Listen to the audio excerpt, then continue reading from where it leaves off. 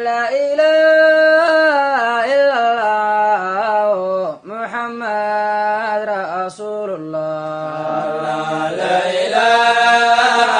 إلا الله محمد رسول الله لا إلهي أنت المعبود محمد رسول الله لا إله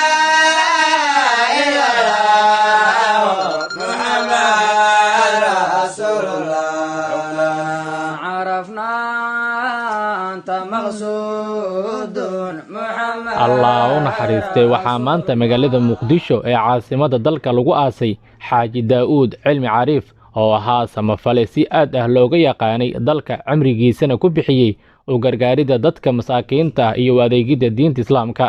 إنك ميت وإنهم ميتون ثم إنكم يوم القيامة عند ربكم تختصمون يا حاج داود ابن خيرته يا حاج داود ابن خيرته يا حاج داود ابن خيرته اذكر هذا آخر يوم من أيام الدنيا. xaajiga ayaa lagu aasay hoygiisa oo ku yaala xaafadda Gumarey ee degmada Kaaraan ee magaalada Muqdisho iyadoo aaska ay ka soo qayb galeen kumanaan dad ah oo isugu jiray culamaa u diin xer iyo dadweyne kale waxaana sheekha janaasada lagula tukaday masjidka xaaji dalfac oo ku dhow hoyga xaajiga. sheekha xaaji daawud allah u naxariisto ayaa meeshan lagu hayay khayr badan Allah siiyo maantana adduunyo giidi ayaa laga yahay maantana aakhiru aadaya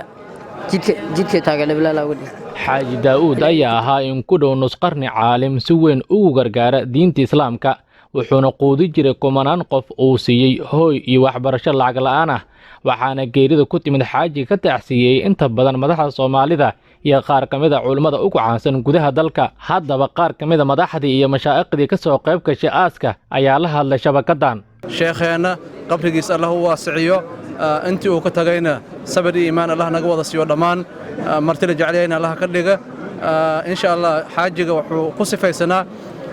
aayadii Ilaahay oo uu yiri ويطعمون الطعام على حبه مسكينا ويتيما وأسيرا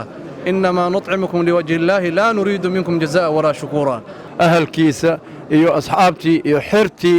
أو مولع وكهايي أو متعلمين أو قرآن كبرناي أم علمك برناي أما مساكين إلهي كلا أو إلهي هوس كيس وكنا ولين جري أنت سنقول تعزييننا حاجة وحنا إلهي هرتين الله عفيه غبرقيس الله واسعيره وحنا وقت تعزيين يا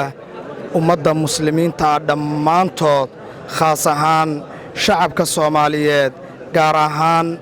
mu'miniinta muxibbiinta ah iyo dalabatul cilmiga geeridii naxdinta lahayd ee ku timid sheekheeni sharafta lahaa xaaji daa'uud sheekh cilmi waxaan uga tacsiyeynayaa sidoo kale ehelkiisii iyo qaraabadiisii ehelkii iyo awlaadiisii iyo axbaabtii uu horseedka u ahaa ruknigana uu ahaa ee diinka ula khidmayn jiray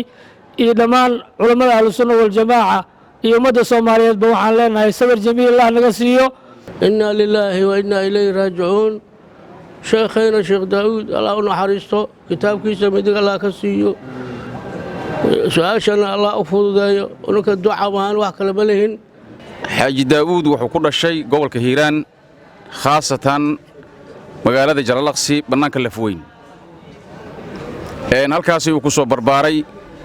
ka bacdina xagga iyo magaalada Muqdisho soo galay khayrkan iyo mawlacaan wuxuu bilaabay 80-maadkii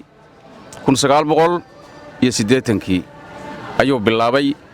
wuxuu ku bilaabay dad xer ah oo cilmiga barta ayuu ku bilaabay masaajidada inta badan xamar ku yaal oo cilmiga laga akhristo ayaa xirtoodu halkan ka qaday jirtay kana quraaca jirtay kana cashay jirtay sidaas ayuu mataqaanaa mawlucu ku hana qaaday ilaa maalintii la furay haddii intuu dhaxaysa maalin laga maqaxin. waxaan naftayda iyo dhammaan ummadda islaamka gaar ahaan ummadda Soomaaliyeed iyo qoyskiisaba aan uga tacsiihayaa sheekheeni saaxiibkeena xaaji daa'uud cilmi cariif Allah u naxariisto جنة الفردوس الله سيد ميجيس الله دافع عبتيس الله أسر ميزان كيس حسنات ضمان ضاعات كيس ميزان كيس حسنات كالله كعسلايو وعيسيادنا الله كعفيو الله ونحرسته حاج داود علم عريف oo ah